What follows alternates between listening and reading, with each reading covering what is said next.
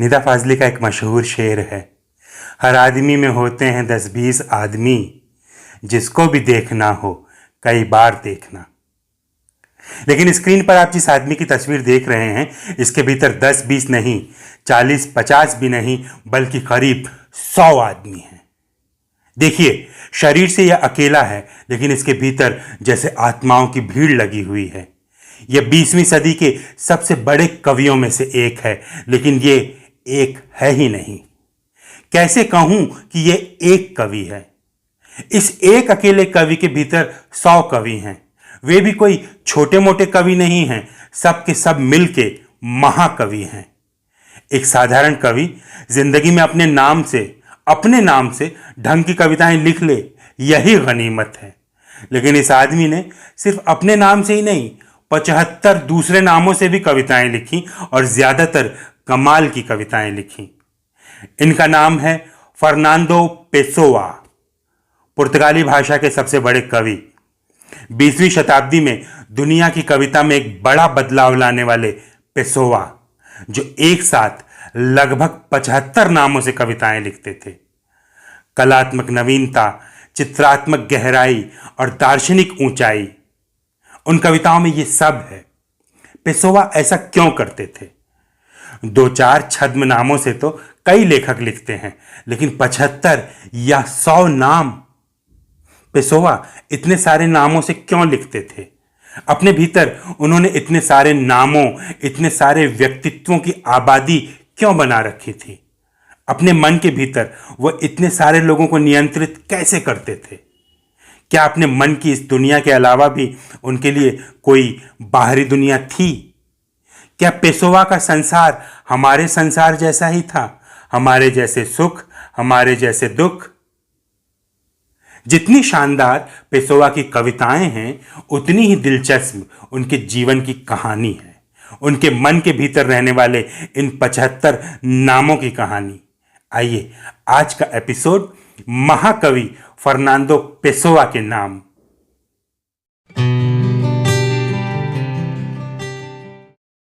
तेरह जून 1888 को पुर्तगाल की राजधानी लिस्बन में जन्मे फर्नांदो पेसोआ के नाम में यह जो पेसोआ शब्द है, पुर्तगाली भाषा के इस शब्द का अर्थ है व्यक्ति, शख्स या पर्सन।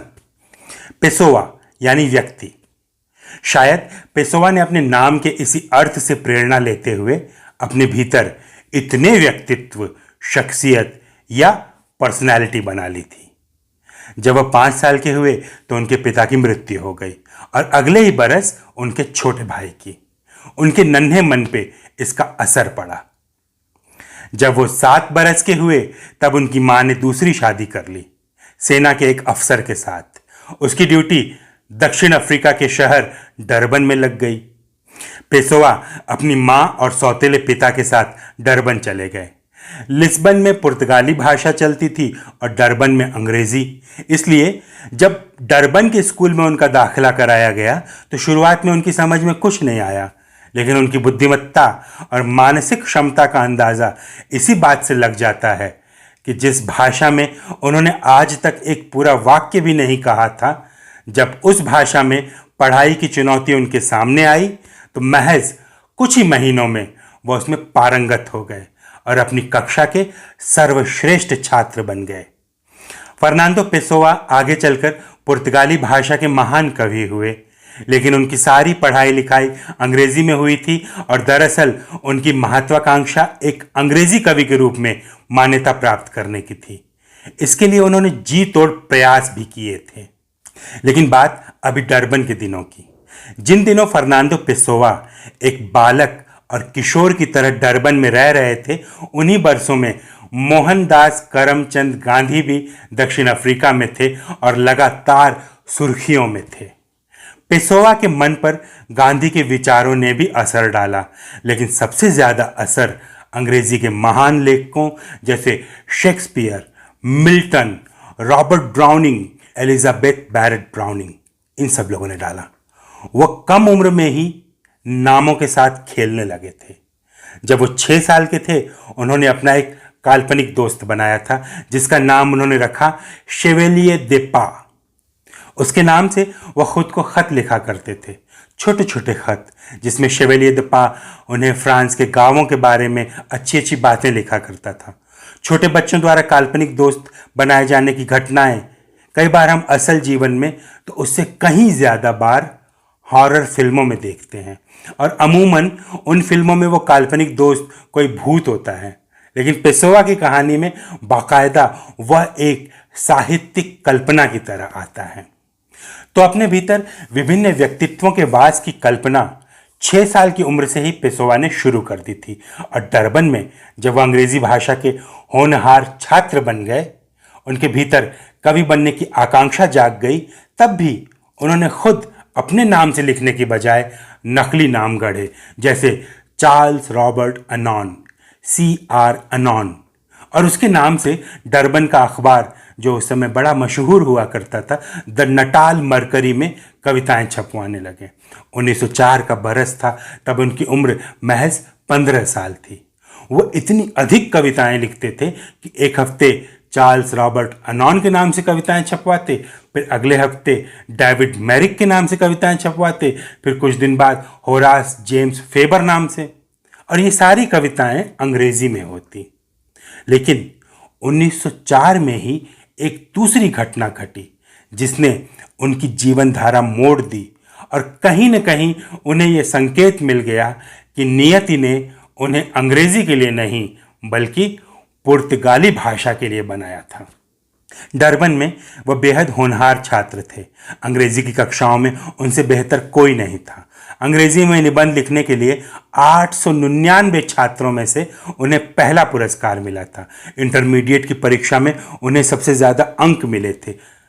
उस स्कूल का ऐसा नियम था कि टॉपर्स को सीधे ऑक्सफोर्ड यूनिवर्सिटी भेजा जाता था, वह भी वजीफे के साथ। लेकिन एक शर्त थी कि छात्र ने अपने 4 साल डरबन के उसी स्कूल में पढ़ाई की हो। यहीं पेसोवा का चांस खत्म हो गया। 1901 में उनका परिवार 1 साल के लिए लिस्बन चला गया था। पेसोवा ने वो क्लास पास तो कर ली थी, लेकिन हाजिरी के 4 साल पूरे नहीं हो रहे थे।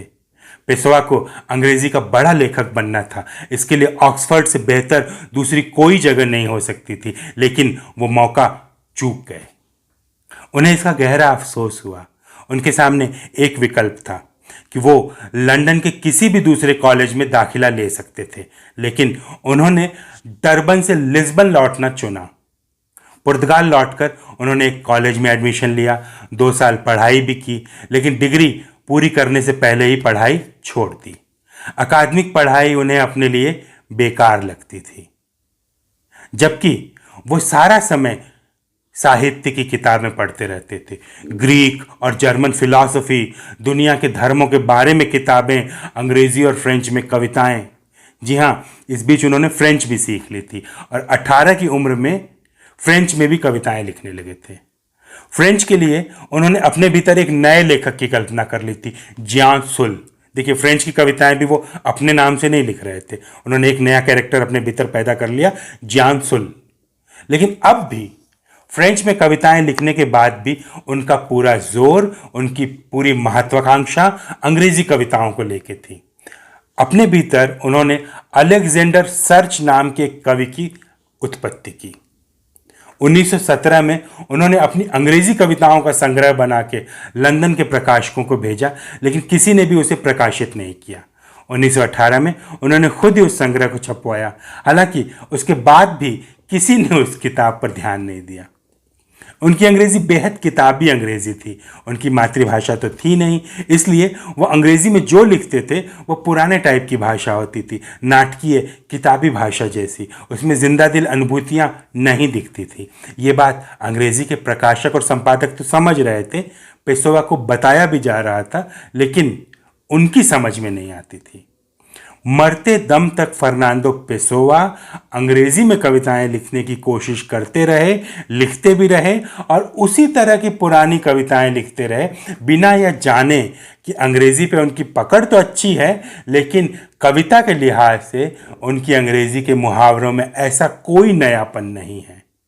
लेकिन पेसोवा की जो चर्चा हम यहाँ कर रहे हैं वो उनकी अंग्रेजी कविताओं के कारण नहीं कर रहे हैं, ना ही दुनिया में उनकी चर्चा उनकी अंग्रेजी कविताओं के कारण होती है। 100 साल बाद भी अगर आज उन पर बात हो रही है तो उनकी पुर्तगाली कविताओं के कारण और उनके भीतर बसने वाले उन 75 दूसरे कवियों के कारण जिनकी कहानी अब शुरू होगी।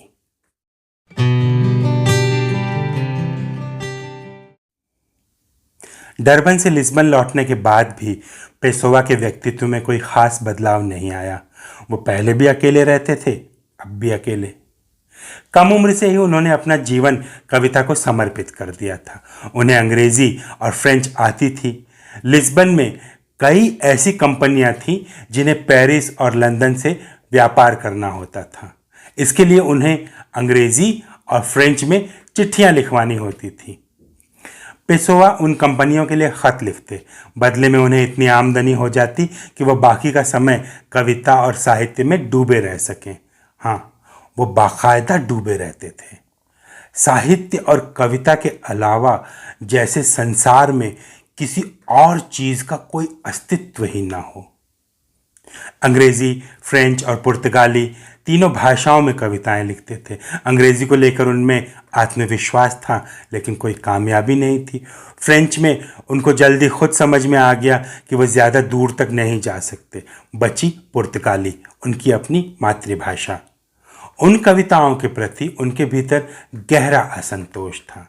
धीरे धीरे आ गया 1914 का बरस, रचनात्मक विस्फोट का बरस, जब पेसोवा के भीतर एक साथ 4 महाकवियों ने जन्म लिया और उसके बाद उनकी सोच ही बदल गई। अल्बेर्तो कायेरो, अल्वारो दे काम्पोस, रिकार्डो खैश और चौथे खुद फर्नांडो पेसोवा। इन चारों कवियों का अलग अलग जीवन था, अलग अलग जीवनी थी, लिखने की अलग अलग शैली, यहाँ तक कि पेसोवा ने इन सब की अलग अलग जन्म कुंडली भी बनाई थी। पेसोवा ने हर कवि के बारे में इतनी बारीक जानकारियाँ लिखी थी कि कोई यह मान ही नहीं सकता था कि ये कवि असल जीवन में नहीं थे। वे असल से भी ज़्यादा असल थे। अपनी किताब में उन्होंने लिखा है, अपने मन के भीतर रहने वाले इन सारे कवियों में सबसे कम असली मैं था, बाकी सब मुझसे कहीं ज़्यादा असली थे। इनमें सबसे बड़ा था अल्बेर्तो कायेरो। काम्पोस, खैश और खुद पेसोवा उसे अपना उस्ताद मानते थे। अल्बेर्तो कायेरो कैसा है, उसकी शैली क्या है, देखिए कैसे वर्णन किया है पेसोवा ने उसके बारे में। कायेरो ने किसी स्कूल में कोई औपचारिक पढ़ाई नहीं की है। वह जो कुछ देखता और लिखता है उसमें कोई फिलॉसफी नहीं है। उसके लिए सबसे ज़रूरी काम है देखना, उससे अधिक कुछ नहीं। वह सिर्फ अपनी आंखों से देखता है, अपने मन की आंखों से नहीं देखता या अपने मन से नहीं देखता। वह फूल को एक फूल की तरह देखता है, किसी प्रतीक की तरह नहीं देखता। जब वो पत्थर को देखता है तो उसे पता चलता है कि पत्थर के पास उसे बताने के लिए कुछ भी नहीं। वो चीज़ों को इस भावना से देखता है, या ऐसा कहें कि बिना किसी भावना से देखता है और बिना भावनात्मक हुए कविताएं लिखता है। 8 मार्च 1914 का दिन था। अचानक पेसोवा के भीतर से अल्बेर्तो कायेरो की उत्पत्ति हुई। इसके पहले कभी उसके बारे में सोचा भी नहीं था, लेकिन कुछ ही पलों में कायेरो का पूरा जीवन पेसोवा की आंखों के सामने बन गया और महज 2 हफ्तों में उन्होंने उसके नाम से 30 कविताएं लिख दी। अल्बेर्तो कायेरो के नाम से जो किताब छपी उसका शीर्षक है द कीपर ऑफ शीप, यानी भेड़ का रखवाला। उसमें कुल 49 कविताएं हैं, जिनमें से 30 कविताएं तो पेसोवा ने उन्हीं 2 हफ्तों में लिख दी थी। रिकार्डो खैश के नाम की अंग्रेजी स्पेलिंग के आधार पर उसे रिकार्डो रीस पढ़ा जाता है, लेकिन पुर्तगाली भाषा के अनुसार उसका शुद्ध उच्चारण रिकार्डो खैश है। यह भी पेसोवा के अंदर से जन्मे एक काल्पनिक महाकवि का नाम है और ये अल्बेर्तो कायेरो से मिलता जुलता है, क्योंकि यह उसका शिष्य है और उसकी रचनाओं पर शोधपरक लेखन करता है। रिकार्डो खैश ग्रीक देवताओं में विश्वास करता है, लेकिन रहता कहाँ है? पुर्तगाल की ईसाई दुनिया में। और इसके कारण खैश को ये बात लगातार महसूस होती है कि उसके पास कोई विस्तृत आध्यात्मिक जीवन नहीं है। उसके अभाव की खलिश उसकी कविताओं में भी दिखाई पड़ती है। लेकिन कायेरो और खैश में एक बड़ा अंतर यह है कि कायेरो हर चीज को एक हंसती हुई निगाह से देख सकता है, लेकिन खैश में एक उदासी, एक अवसाद लगातार बने हुए रहते हैं। अल्वारो दे काम्पोस। अल्वारो दे काम्पोस बाकी दोनों से अलग है। वह दोनों से ज्यादा महसूस करता है। इनफैक्ट उसका काम ही है महसूस करना, हर चीज को महसूस करना, हर तरह से महसूस करना। एक जगह उसने लिखा है, यात्रा का सबसे बढ़िया तरीका है महसूस करना। इसके नाम में जो शब्द है दे काम्पोस, यानी वो व्यक्ति जो खेतों से निकल कर आया हो। जिन खेतों में अल्बर्टो कायरो अपनी भेड़ों को चराता था, उन्हीं खेतों से अल्वारो निकल के आया है, इसलिए उसका नाम पड़ा अल्वारो दे काम्पोस। पेसोआ ने इसके नाम से शायद सबसे अधिक मुखर कविताएं लिखी। अल्वारो दे काम्पोस अपने राजनीतिक विचारों को खुल के कहता था, कई बार तो पेसोआ के खिलाफ बातें कहता था। पुर्तगाल की साहित्यिक पत्रिकाओं में अल्वारो दे काम्पोस की धूम मची रहती थी। उसके इंटरव्यूज छपते थे और इंटरव्यू लेने वाले की जगह पेसोआ का नाम छपता था। अधिकांश लोगों को अंदाज़ा भी नहीं होता था कि जो सवाल पूछ रहा है और जो जवाब दे रहा है, दोनों एक ही शख्स हैं। पेसोआ अपने इन नामों को छद्म नाम कहने से परहेज करते थे। वे इन्हें हेट्रोनिम्स कहते थे। हेट्रो यानी अदर, अन्य या दूसरा, और नेम यानी नाम। तो उनके कहने का अर्थ ये था कि ये सब छद्म नाम नहीं हैं, बल्कि उन्हीं के व्यक्तित्व के अलग अलग नाम हैं। सबसे अधिक प्रसिद्ध तो यही 3 नाम थे। इनके अलावा उन्होंने और भी 70-72 नामों से कविताएं लिखी और न जाने कितने और नामों से कितना अलग अलग तरह का लेखन किया। उन पर अभी भी शोध चल रहा है। विद्वानों ने 100 के आसपास की सूची बना ली है और इस सूची के अभी और लंबे होने की संभावना है। पेसोआ को ज्योतिष में भी दिलचस्पी थी, तो बाकायदा वो अपने हेट्रोनिम्स की जन्म कुंडली बनाते थे, जन्म तिथि और मृत्यु तिथि भी लिखते थे। इन हेट्रोनिम्स का एक बड़ा परिवार उनके मन के भीतर बसता था। जैसे रिकार्डो खैश का एक भाई भी था, फेडेरिको खैश, और रिकार्डो का बेटा भी था, नूनो खैश। कायरो की एक बेटी भी थी। अपने मन के भीतर इन सारे चरित्रों का तो वो परिवार बना लेते थे, बना भी रखा था उन्होंने। हालांकि पेसोआ ने खुद कभी परिवार नहीं बनाया, न शादी की, न ही उनके किसी लंबे प्रेम संबंध के बारे में जानकारी मिलती है। हाँ, एक आध पत्र व्यवहार वाला प्रेम संबंध, संक्षिप्त प्रेम संबंध, उसके बारे में रिसर्चर्स ज़रूर बताते हैं। यहीं पर एक साधारण सी जिज्ञासा मन में ये उभरती है कि फर्नांडो पेसोआ आखिर ऐसा क्यों करते थे। सिर्फ अपने नाम से लिखने की बजाय उन्होंने लेखकों, कवियों और अनुवादकों की एक पूरी आबादी अपने भीतर क्यों बना ली थी।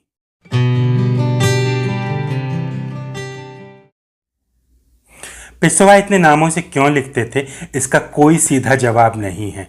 अपनी लिखाई में उन्होंने कुछ जगहों पर इसका उत्तर देने और तर्क देने की कोशिश की है, लेकिन वे सीधे तौर पर और सुस्पष्ट कारणों के बजाय कोई आध्यात्मिक या दार्शनिक पहेलियों की तरह नजर आते हैं। आइए उनके कुछ वाक्य सुनते हैं। मेरी आत्मा एक छिपा हुआ ऑर्केस्ट्रा है। मुझे नहीं पता अंदर कौन कौन से साज बज रहे हैं। ड्रम बज रहा है कि तंबूरा बज रहा है, हार्प बज रहा है या सितार बज रहा है। मुझे नहीं पता अंदर कौन कौन सी आवाज़ें आपस में टकरा रही हैं। बस मुझे एक सिम्फनी, एक विशाल संगीत सुनाई पड़ता है, मेरे अंदर का संगीत। उनके गद्य की सबसे प्रसिद्ध किताब है द बुक ऑफ डिस्क्वाइट। यह भी उनके एक हेट्रोनिम बर्नार्डो सुआरेस की तरफ से लिखी गई किताब है। इसमें वो कहते हैं, मेरा ये समूचा रचनात्मक उपक्रम दरअसल एक ऐसा नाटक है जिसे मैंने एक्ट्स के बजाय चरित्रों में विभाजित कर दिया है। जैसे नाटक 3 एक्ट होते हैं, 3 हिस्से, पेसोआ के इस नाटक के 100 हिस्से हैं। चरित्रों के हिसाब से उनके नाटक का प्लॉट बनता और बिगड़ता है। सुनिए वह आगे क्या कहते हैं। मैंने अपने भीतर असंख्य व्यक्तित्वों की रचना की है। मैं एक सपना देखता हूं, जैसे ही मैं वो सपना देखना शुरू करता हूं, वह तुरंत एक दूसरे व्यक्तित्व में बदल जाता है। उसके बाद वो सपना देखता है, मैं नहीं देखता, मैं गायब हो जाता हूं। इस तरह देखिए तो रचने के लिए मैंने अपने आप को नष्ट किया है, मैंने अपने आप को गायब कर दिया है। मैं वो खाली रंगमंच हूं जिस पे विभिन्न अभिनेता आते हैं और अपनी अपनी भूमिका निभाते हैं। आखिरी पंक्ति को यहां मैं दोहराता हूं, फिर से सुना जाए। मैं वो खाली रंगमंच हूं जिस पर विभिन्न अभिनेता आते हैं और अपनी अपनी भूमिका निभाते हैं। पेसोआ ने यह बात अपने लिए कही है, विभिन्न नामों से लिखने के संदर्भ में कही है, लेकिन जरा गौर से सोचिए तो क्या ये बात संसार के हर लेखक पे लागू नहीं होती? हर लेखक अपने मन के भीतर कागजों पर विभिन्न चरित्रों की रचना करता है, उसके बाद वे चरित्र अपने हिसाब से चलते हैं। ऐसे में लेखक की भूमिका एक खाली रंगमंच जैसी तो हो जाती है। हर लेखक खुद के द्वारा रचा गया एक चरित्र होता है। हम हर समय लेखक नहीं होते हैं, बल्कि एक खास मौके पर लेखक जैसा व्यवहार करते हैं, और हमने अपने लेखक के व्यवहार को पहले से तय कर रखा होता है कि ऐसी ऐसी राजनीतिक परिस्थिति में मेरा लेखक इसका पक्ष लेगा, ऐसी ऐसी भावनात्मक जटिलताओं के बीच मेरा लेखक ऐसे काम करेगा। सच कहें तो हम अपने आत्म द्वारा रचे गए चरित्र हैं। हमारा कोई भी चरित्र संपूर्ण नहीं होता, इसलिए हम एक अन्य चरित्र की रचना करते हैं, उसके बाद एक अन्य चरित्र की। पेसोआ के साथ भी यही हुआ था। उन्हें एक संपूर्णता की खोज थी जो कि उनके जीवन में नहीं थी, तो उसके स्थान पर उन्होंने उस संपूर्णता की कल्पना करनी शुरू कर दी। जो यथार्थ आपको उपलब्ध नहीं होता, आप उस यथार्थ की कल्पना करने लगते हैं, इस तरह उसे पा लेते हैं। पेसोआ का बचपन बेहद अकेला बीता था। उन्होंने अपने बारे में लिखा भी है, मुझ पर कभी किसी का बस नहीं चला, मैं हमेशा अकेला रहता आया। मेरा बचपन भी एक अकेला बचपन था। मैं कभी किसी समूह में शामिल नहीं हुआ, कभी एक धारा में बहते हुए पढ़ाई नहीं की, मैं कभी किसी भीड़ का हिस्सा नहीं रहा। बाहर की दुनिया के साथ पेसोआ का संपर्क लगभग न के बराबर था। कुछ साहित्यिक दोस्तों के बीच वो समय गुजारते थे, उनके साथ मित्रता भी रखते थे, लेकिन उनके अलावा कोई नहीं। किताबें, पढ़ाई और लिस्बन की गलियां। दक्षिण अफ्रीका से पुर्तगाल लौटने के बाद पेसोआ कभी लिस्बन शहर से बाहर नहीं गए। उसी की गलियों में भटकते रहते, आवारा लोगों की तरह। और फिर इसी थीम को उन्होंने एक हेट्रोनिम बना दिया, आवारा इंसान। कौन था वो आवारा इंसान? बर्नार्डो सोआरेस, जिससे उन्होंने द बुक ऑफ डिस्क्वाइट लिखवाई, यानी बेचैन किताब।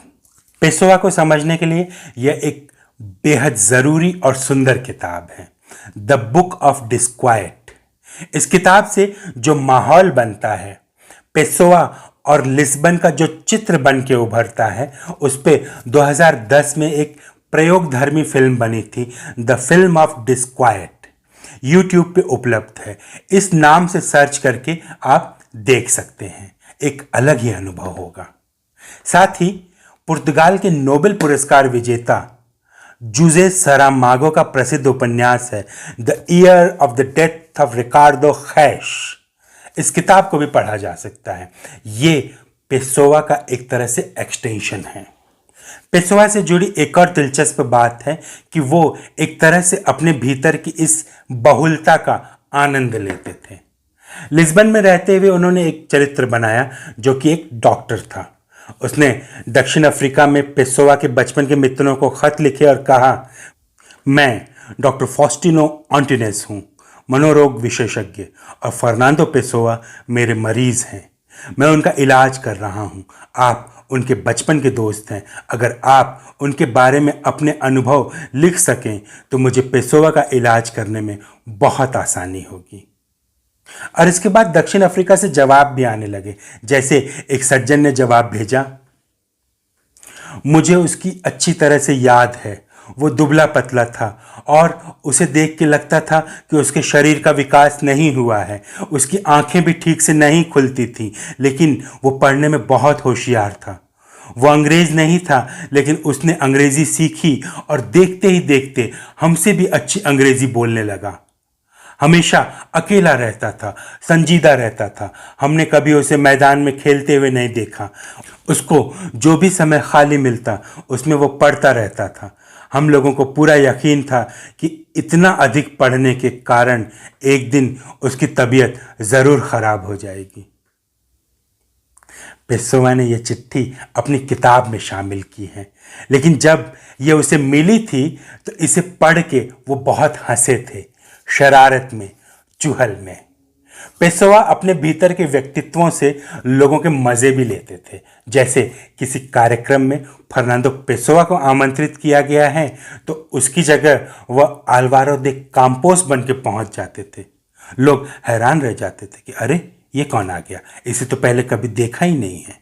इस तरह वो लोगों के मज़े भी लेते थे।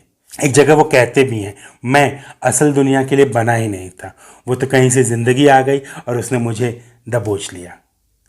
ऐसा कहें कि यह एक महान रचनात्मक प्रतिभा द्वारा की गई क्रीड़ा है।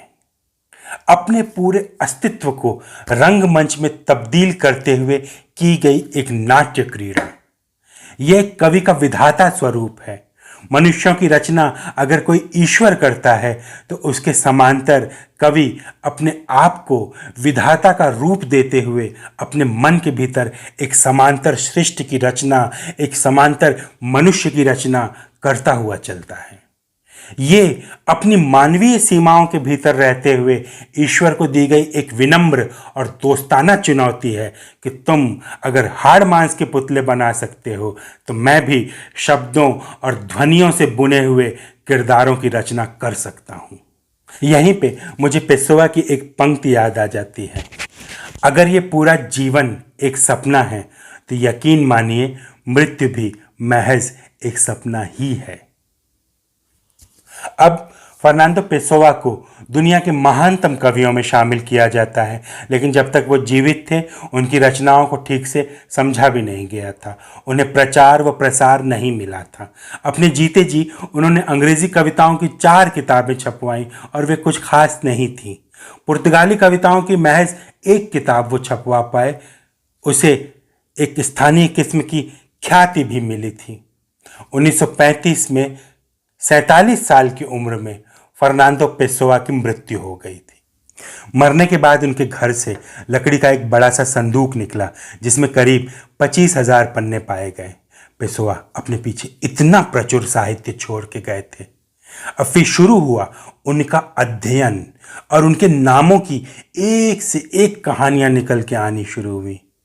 कुछ ही समय में पुर्तगाल ने मान लिया कि फर्नांडो पेसोवा, जिनका कुछ साल पहले निधन हुआ, दरअसल वह हमारी भाषा के सबसे बड़े महाकवि थे। आज लिस्बन में पेसोवा का ऐतिहासिक महत्व है। पुर्तगाल ने अपनी करेंसी के नोट 100 एस्कूतों पर पेसोवा की तस्वीर छापकर उन्हें अभूतपूर्व सम्मान दिया और याद किया।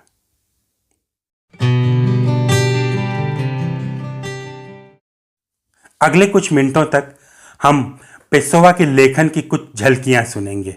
उनकी कविताएं, कविताओं के अंश या उनकी लिखी हुई पंक्तियां।